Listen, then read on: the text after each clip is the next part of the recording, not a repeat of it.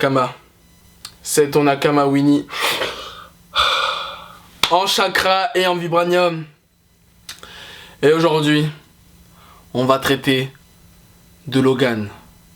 Logan, qui est le 3e film Wolverine, qui est d'ailleurs le dernier film Wolverine, qui est le, je sais pas combienième film X-Men de Hugh Jackman. De toute façon, il est apparu dans tous les X-Men. Mais bref. Aujourd'hui, on va parler donc du tant attendu Logan. Après 17 ans de loyaux, de fidélité envers ce personnage qui est Wolverine, nous y sommes. Voilà. Du coup, Wolverine. J'en perds les mots. Je sors à l'instant même de la salle du cinéma, là. Je vous donne mes impressions à cœur, à chaud. Et on va pas tourner autour du pot. Voilà, ce film qui est réalisé par James Mangold, avec Patrick Stewart en Charles Xavier, Hugh Jackman en Wolverine, X23, je sais plus comment elle s'appelle l'actrice. Il y a mon gars de Narcos, le Blanc-Bec, qui pourchassait Pablo Escobar, qui est parti faire un peu de muscu. Bref, du coup, qu'est-ce que j'en ai pensé du film? Ce film est incroyable. Vous l'avez bien compris, c'est incroyable. C'est le meilleur film de la franchise X-Men. Le meilleur Wolverine. Bon, de toute façon, après les deux autres précédents, les deux autres bouses, c'était pas très compliqué d'en faire un meilleur. Mais là, mon gars, mon Nakama, c'était tant d'émotions devant ce film. C'est bien plus qu'un film de super-héros. C'est un film qui parle d'un super-héros. C'est-à-dire que même un gars, une personne, quelqu'un de lambda qui n'a jamais vu un film de super-héros. Moi, quand j'ai fait mon micro-trottoir la semaine dernière, je vous invite à aller le voir si vous l'avez pas vu. J'ai fait un micro-trottoir sur les films de super-héros en 2017. J'ai parlé à des gens dans la rue, tu vois, les films de super-héros, ça parle pas à tout le monde, tu vois. Mais il y a quand même un certain respect envers Hugh Jackman. Tout comme Tobey Maguire en Spider-Man, comme Christian Bale en Batman, parce que c'est des acteurs là même, on peut en remettre en question le jeu d'acteur de Hugh Jackman, l'interprétation de Wolverine, même si elle est peut-être pas celle qu'on attendait le plus depuis des années, mais respect au bonhomme quand même. Et je vais faire une grosse annonce concernant les prochains films X-Men qui vont sortir. Je boycotte, je ne vais plus voir les films X-Men parce que je pense qu'à mon goût, ils ne feront jamais de meilleurs films X-Men après Logan. Je m'intéresserai à la saga X-Men lorsqu'ils feront un reboot et ils vont recaster un nouveau casting. Voilà, ça c'est les dit. Parce que Logan, je peux te dire qu'il est incroyable. C'est une barbarie. Oh oui, c'est une barbarie. J'ai joui. J'ai joui de toutes mes forces. J'ai inondé la salle. Les gens ont pleuré dans la salle. Bref. Du coup, dans un premier temps, je vais faire une partie non-spoiler, où je vais revenir sur le scénario, le ton du film, la musique, les personnages, tout. Voilà, sans spoiler. Et après, je ferai une partie spoiler où on va revenir un peu plus en détail sur le film. Voilà. Alors, concernant le contexte du film, alors on suit donc les traces de Logan en 2029. Donc ça se passe dans le futur, quelques années après les événements de Days of Future Past. On suit donc un Logan vieillard et faible, suicidaire aussi, qui en gros en a marre de la vie, qui est chauffeur de Uber pour bien gagner sa vie, et s'occupant du professeur X, qui, alors lui, le professeur X, il est limite à l'agonie de la mort. Et en fait, on vit dans un monde où il n'y a plus de mutants. C'est pas un monde apocalyptique quand même, mais où les X-Men sont considérés comme des légendes urbaines. Il n'y a plus de X-Men, apparemment le monde entier sont faits aux mutants, voilà, il n'y a plus cette phobie des mutants, voilà. Tout le monde, enfin c'est pas tout le monde valide les mutants, mais voilà, il y a même des comics des X-Men, etc. Donc pour vous dire. Et du coup, l'intrigue du film, c'est qu'en fait, une infirmière qui travaille pour des agents spéciaux va libérer du coup des enfants qui se sont fait capturer par les agents spéciaux pour des traitements scientifiques qui du coup comme X23 et d'autres mutants en fait qui sont fait génétiquement modifiés par des ADN de mutants par rapport aux X-Men, et du coup l'infirmière libère X23, et du coup comme X23 en fait elle est liée à Wolverine, X23 dont sa première apparition a été dans l'animé de X-Men Evolution, l'animé qui était passé à l'ancienne pour France 3, les vrais savent. Du coup elle veut en gros que en fait Wolverine et qui est Logan s'occupe de X23 et la ramène dans un endroit au Dakota Bon bah bien évidemment Logan n'est pas chaud dès le début, vous vous en doutez. Et du coup on suit donc l'histoire à partir de ça. Et parce qu'en fait du coup entre temps t'as les agents spéciaux qui viennent récupérer X-23. Les agents spéciaux commandés justement par le gars qui joue dans Narcos. J'ai oublié son blaze. Et du coup moi, concernant le scénario, moi j'ai trouvé l'univers très agréable. Un univers qui fait très road trip à la The Last of Us pour ceux qui connaissent le jeu sur PS4. Et comme ça se passe au Mexique, ça fait très western, un peu road trip, etc. Et du coup, bah, je trouve l'univers très haletant. D'ailleurs, il y a beaucoup de références aussi à des films du western, etc. Non, franchement, l'univers est clean. Concernant le scénario, toujours pour revenir, c'est par rapport au rythme. J'ai trouvé que le rythme, personnellement, j'ai trouvé le rythme agréable. Il n'y a pas eu trop de longueur. Ou s'il y a eu des longueurs, c'est vraiment pour des petits moments, mais arrête, c'était toujours rebondi par de la barbarie, donc il y a un quota quoi. Et vraiment, c'était la première fois que je regardais un film de super-héros et je me disais vivement pas la fin quoi. J'étais tellement ému, je regardais ma montre, je me disais putain, c'est bientôt la fin, c'est bientôt la fin. C'était tellement agréable à regarder. Et c'était parce que c'était le dernier film de Jackman et du coup j'étais un peu ému quoi. Du coup voilà, non franchement le rythme est vraiment très soutenu. Vraiment vous allez pas vous ennuyer. Il y a de la barbarie, vous inquiétez même pas. Par contre j'ai des petits points négatifs à relever. Du coup concernant le scénario, bon il y a beaucoup de faux raccords déjà je trouve quand même. Je peux vous en citer un, c'est par exemple on l'a vu dans la bande-annonce quand X-23 sort de la cachette de Logan et Professeur X et qu'elle tue les gens là, les agents spéciaux là. Elle sort avec un sac. Et arrête, tu la vois, elle a plus son sac. Enfin bref, il y a des petites incohérences, des petits faux raccords comme ça, mais bon, c'est pas très grave, c'est pas ça qui va gâcher le plaisir du film. Arrête, il y a une autre incohérence qui m'a énervé, par contre, c'est déjà par rapport aux incohérences de la timeline qu'on connaît tous bien par rapport à la saga X-Men, ça c'est relou. Et il y a aussi par rapport, ils expliquent pas dans le film pourquoi il y a peu de mutants. Enfin, ils expliquent un peu. Mais pas dans les grandes lignes quoi, enfin, faut vraiment capter le délire quoi. On sait qui a causé, qui a foutu la merde pour qu'il n'y ait plus de mutants, mais j'aurais aimé un peu plus de détails quand même. Pourquoi il n'y a plus les X-Men? Où est Magneto? Pourquoi il n'y a pas Deadpool? Parce qu'il ne parle pas de Deadpool dans le film non plus. Où sont tous ces gens?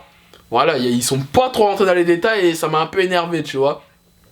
Mais c'est ce qui fait aussi en sorte que, même comme je le disais tout à l'heure en début de vidéo, c'est qu'un mec lambda qui va voir Logan par simple curiosité, même mes parents, par exemple, ils peuvent regarder Logan sans pour autant comprendre tout ce qu'il y a eu avant, quoi. C'est peut-être pour ça qu'ils vous ont pas trop voulu rentrer dans les détails, je pense.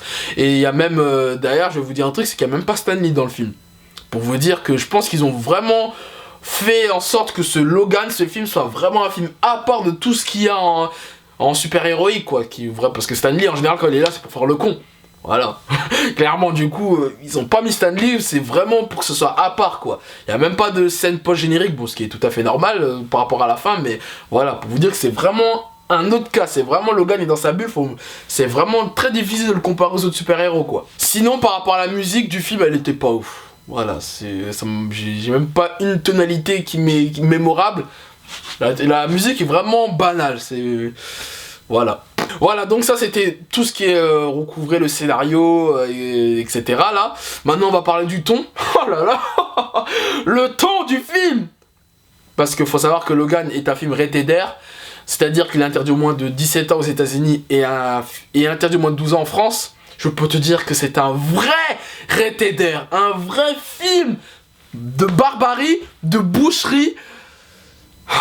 Voilà ce qu'on attendait de Wolverine depuis des années.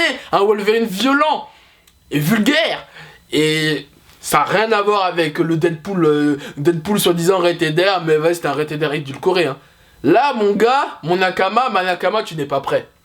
Tu n'es pas prêt pour ce genre de barbarie. Ça coupe des têtes, ça tranche des gorges, ça tranche des bras, des mains, des pieds, des aisselles, tout, des poils même. Oh là là, c'est une vraie boucherie. Et le film est très bresson, très sombre, très triste, vraiment. Même, et voilà, et moi ce que j'ai aimé, c'est que vraiment, il n'y a pas d'espoir dans ce film. Tu vois, et moi ce que j'ai aimé, c'est que, et là ils ont prouvé avec ce film que t'as pas besoin de faire un film dans le noir, badant, oui c'est ça, badant, pour que ce soit un film forcément sombre. Là dans Logan, il y avait de la lumière, ça se passait en plein jour, mais l'atmosphère était sombre, tu vois, c'est même peut-être l'un des films les plus sombres que j'ai vu de ma vie, et même en termes de super-héros, tu vois. C'est vraiment, il n'y a plus d'espoir, quoi. Il n'y a pas d'optimisme dans ce film, tu vois. Enfin, un peu quand même, un tout petit peu, mais c'est un atome de foi et d'espoir, quoi. Ça veut dire que vraiment, c'est chaud. Concernant les personnages, en tout cas les personnages, franchement, déjà je tiens à féliciter tout le casting. Le casting, il est au top. Hugh Jackman, Patrick Stewart, tout le monde fait le job. Et franchement, vous verrez un Hugh Jackman dans la continuité de l'évolution du personnage, une continuité logique. Voilà, un Logan vieillard, faible, violent, qui en a plus rien à foutre, soulard, plus piccolo que jamais. Et surtout, moi, celui qui m'a impressionné, c'est Patrick Stewart en tant que Charles Xavier. Énorme. Son interprétation, et c'est incroyable. Incroyable, parce que là, vous allez voir un Charles Xavier comme vous ne l'avez jamais vu. Un Xavier qui est vieux, certes, qui a 90 ans quand même dans le film. Et moi, ce que j'ai aimé, c'est j'avais un peu peur. Parce qu'au début, il te présente comme un Charles Xavier un peu vieillard, Google. Voilà, c'est un peu un schlaggy. Mais au final, c'est vraiment... Là, tu vas voir que Xavier, c'est le mutant le plus puissant. Déjà, dans Apocalypse, on te montrait quand même que Xavier, c'était pas des blagues. Mais il y a toujours ce débat de Xavier, ouais, vas-y, Xavier, il est faible. C'est juste un mec sur une chaise roulante, qui fait de la télékinésie, pas très impressionnant. Magneto, c'est Magneto le plus fort. Là, mon gars... Tu vas voir Xavier dans ce film-là, tu vas retourner ta veste. Tu vas demander pardon, tu vas prier Seigneur pour ce blasphème. Parce que là, je peux te dire que Xavier, il envoie de la pâtée dans ce film, tu vois. Et là, il te montre que même à 90 ans, c'est le mutant le plus puissant, sans cérébro, sans rien. Comme ils l'ont dit dans le film, le professeur Xavier, son cerveau est une arme de destruction massive. Point à la ligne, point final. Voilà, et vraiment la relation entre Logan et le professeur Xavier aussi, elle est top. Et voilà, je sens que même à 90 ans, c'est toujours le Xavier qui veut guider les mutants, quoi. À son échelle, même si là il est faible et tout. Tu vois, quand il recueille X-23, il veut la guider. Bravo, bravo, et voilà, on sent vraiment, c'est le vieillard gamin, quoi, tu vois, par exemple, non, je vais pas trop spoiler ici, mais bon, on en reparlera plus tard dans la partie spoiler, mais voilà, en tout cas, je peux vous dire que Logan s'occupe du professeur X comme un padré, comme un fils s'occuperait de son papa, voilà, c'est la relation d'un père et d'un fils. Et du coup, bah, X-23, c'est un peu la relation grand-père, fils-fille. C'est beau. C'est très familial dans ce film. Très familial, c'est vrai. Ça, c'est très beau. Ensuite, concernant X-23, elle est top, elle est au top, elle est cool, elle est badass, elle est furax. Elle aussi, c'est une barbare à sa manière. Et l'évolution du personnage est vraiment... Franchement, la petite, si elle gère bien sa carrière, là, l'actrice qui joue, comment elle s'appelle, Laura, X-23, si elle gère bien sa carrière à Hollywood, franchement, elle peut devenir une grande actrice. X-23, je valide. Et même les méchants, les commandos, c'est des sales ripoux. Ils ont fait leur job de sales ripoux, sales flics qui lâchent pas le grappin. Narcos, là, le gars qui joue dans Narcos, franchement, là, tu le vois, c'est le contraire de Narcos. Là, dans Narcos, c'était le bon flic tout gentil. Alors là, dans Logan, c'est le méchant flic. Dernier mot concernant les personnages, j'ai envie de parler des autres mutants, justement, des autres mutants qui ont été génétiquement modifiés. Ah, ils sont pas prêts, hein. Ah, ça se voit que il y a plus d'école de mutants. On vit vraiment dans un monde où il y a plus de mutants. Ça se voit qu'il n'y a pas de nouveaux guides pour les mutants.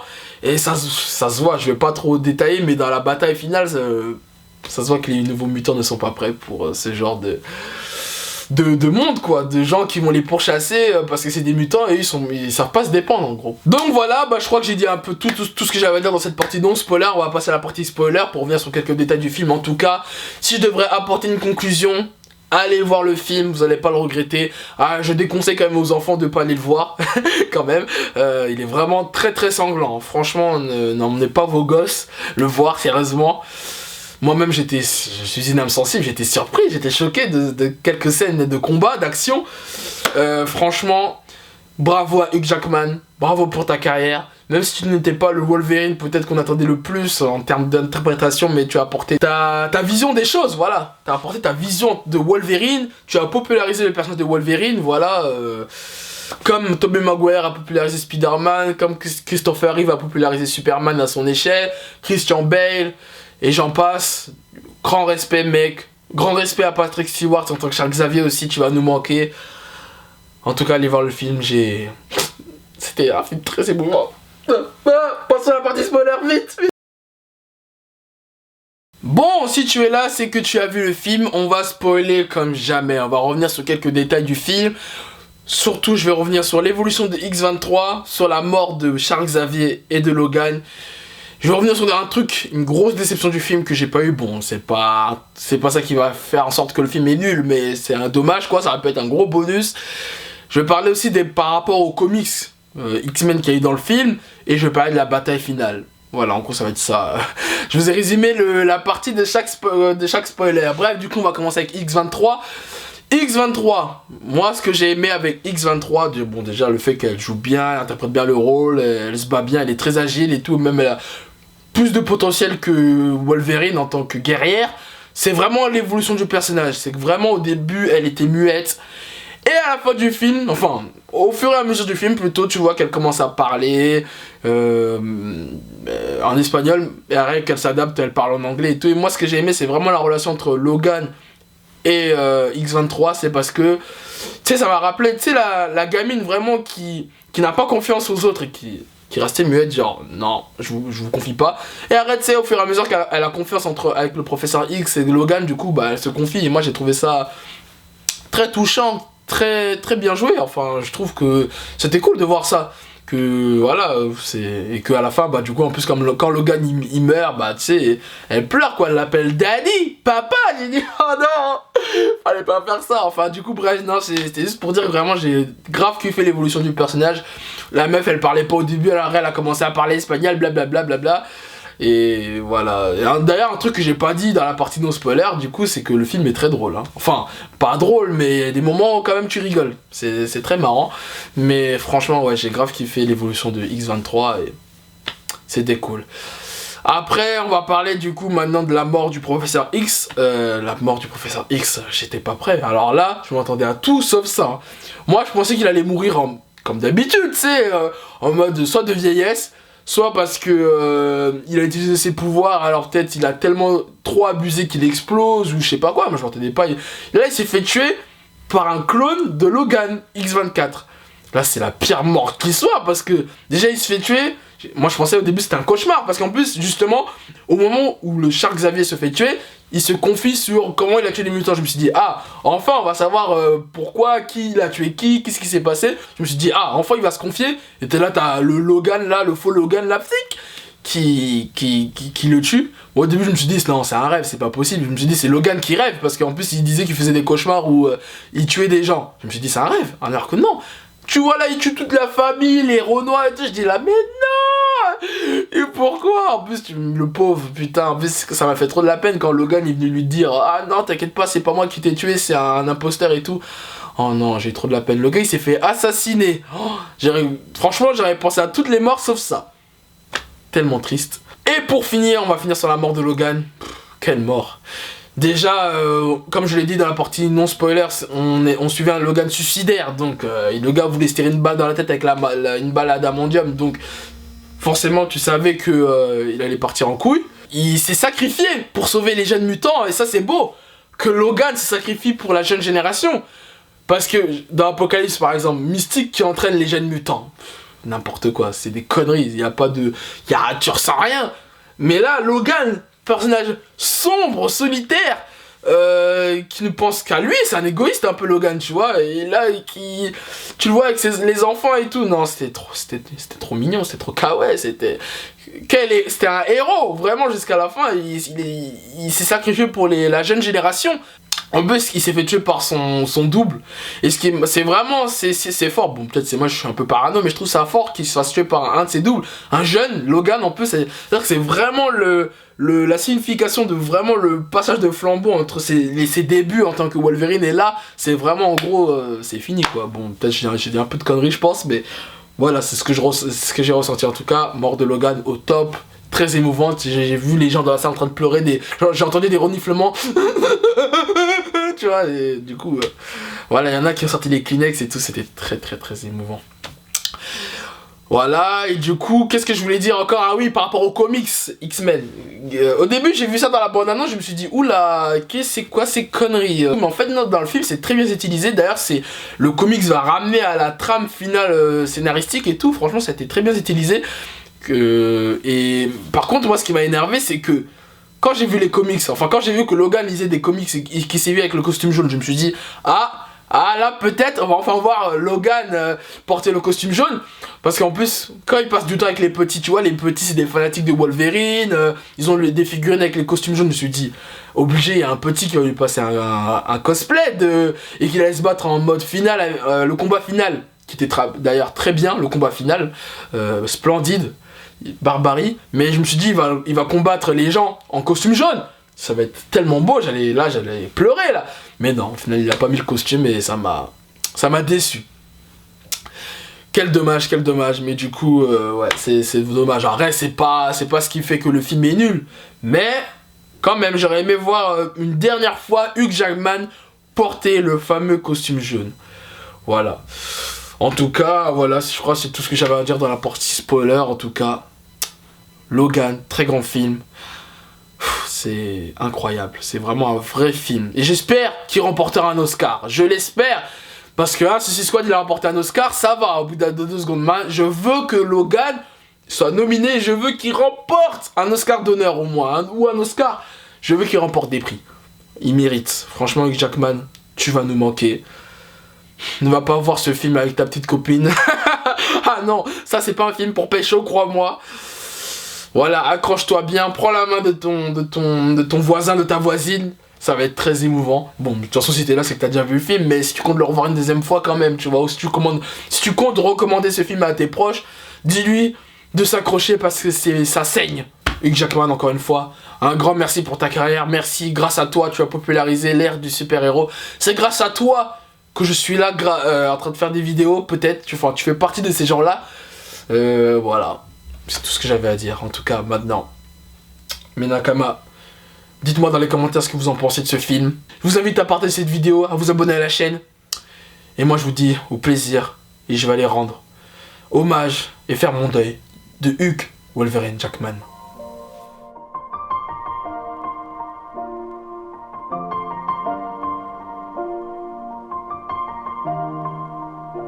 It's been a long day without you, my friend, and I'll tell you all about it when I see you again. We've come a long way from where we began. Oh, I'll tell you all